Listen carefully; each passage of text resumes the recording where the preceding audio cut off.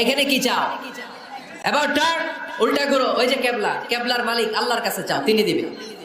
কারণ এখানে তোমার যেই নবী শুয়ে আছেন তিনিও বিপদে পড়লে কাঁদতেন আর চাইতেন কার কাছে? এজন্য আমরাও চাইবো কার কাছে? আল্লাহ ছাড়া কখনো কোনোদিন কারো কাছে চাইবো না। তিনি এমন সত্তা, তাকে দেখা যায় না, কিন্তু তিনি সব দেখেন, ঠিক কিনা? কিন্তু তিনি আমার খুব কাছে। কত কাছে? আমার বাবা আমার যত কাছের তার চেয়েও আমার বেশি কাছের আমার আল্লাহ। আমার মা আমার যত কাছে, আমার তার চাইতে বেশি কাছে কে? আমার স্ত্রী আমার যত কাছের তার চাইতে আমার বেশি কাছের কে? এমনকি আমি আমার যত কাছে তার চাইতে আমার বেশি কাছের কে?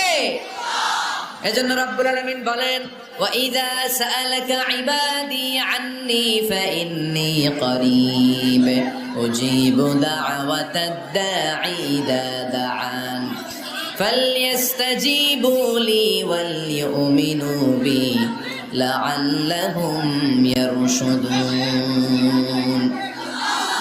ও নবী, যখন আমার বান্দারা জিজ্ঞেস করে আমি আল্লাহ কোথায়, আপনি বলে দেন ফাইন্নি কারীব, আমি কাছে, আমি দূরে না। তোমরা যদি আমারে ডাকো আমি ডাকে সাড়া দিয়ে দেই। সুবহানাল্লাহ পড়েন। ডাকলেই যিনি সাড়া দেন তিনি কে?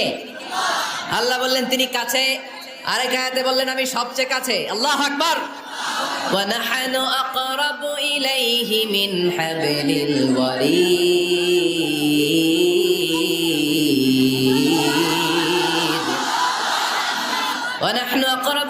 মিন হাবলিল ওয়ারিদ। মানুষের পিঠে যে মেরুদণ্ড থাকে, মানুষের গলায় যে শ্বাস নালী থাকে, মানুষের ঘাড়ের মধ্যে যে খাদ্য নালী থাকে, আমি আল্লাহ তার শ্বাস নালী এই ঘাড়ের খাদ্য নালীর চাইতেও বেশি কাছে। এই যে শ্বাস নালী, এই যে খাদ্য নালী, এইটা আমার যত কাছে, আমার আল্লাহ আমার তার চাইতেও বেশি কাছে। আমরা চাইলেই আল্লাহ গো বলে ডাক দিলেই আল্লাহর কাছে পেতে পারি। আল্লাহ বলেন ফাইন যাকারানি ফি নাফসি যাকারতুহু ফি নাফসি। আমার কোন বান্দা যদি আমাকে একা একা স্মরণ করে, আমি আমার ওই বান্দারে একা একা স্মরণ করি। ওয়া ইন যাকারানি ফি মালাইন যাকারতুহু ফি মালাইন খায়রিম মিনহু। আমার বান্দা যদি আমাকে একা একা স্মরণ না করে, এরকম মহা সমাবেশে স্মরণ করে, আমি আল্লাহ আমার আরশের উপরে এর চাইতেও বড় সমাবেশ ফেরেশতাদেরকে নিয়ে তৈরি করে তখন আমার বান্দাকে মহা সমাবেশে স্মরণ করি। এখন আমরা মহা সমাবেশে আল্লাহকে স্মরণ করতেছি না? আরশের উপরে এর চেয়েও বড় মহা সমাবেশ করে আমাদেরকে স্মরণ করতেছে কে? ওয়াইন তাকাররাবা ইলাইয়া বিশিবরিন তাকাররাবতু ইলাইহি যিরাআন। আল্লাহ বলে কোন বান্দা যদি আমার দিকে এক বিঘত আসতে চায়, আমি আমার বান্দার দিকে এক হাত এগিয়ে যাই।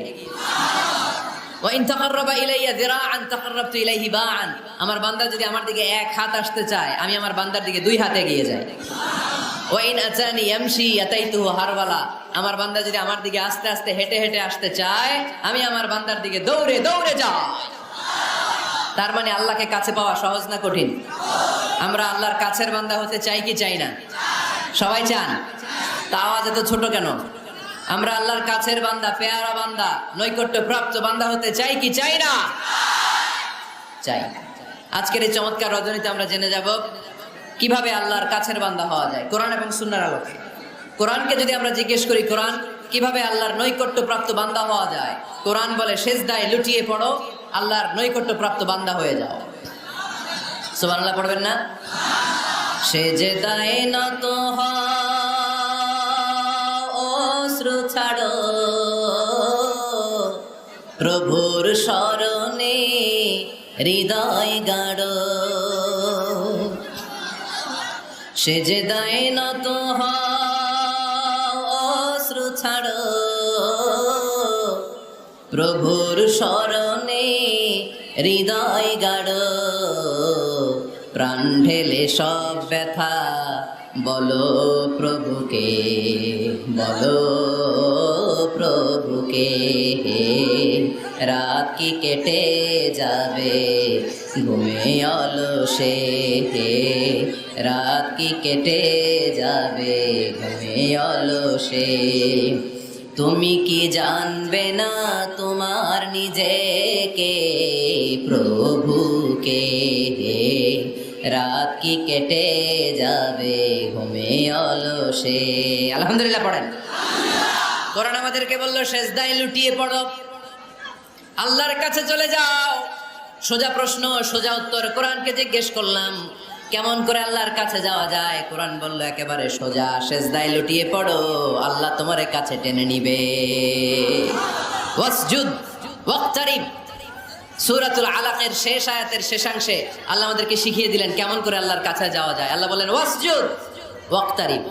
এটা মুখস্থ করে যেতে হবে আজকে গাইবান্দার ভাইয়েরা। আমার সাথে আওয়াজ তুলে পড়েন, ওয়াসজুদ ওয়াক্তারিব।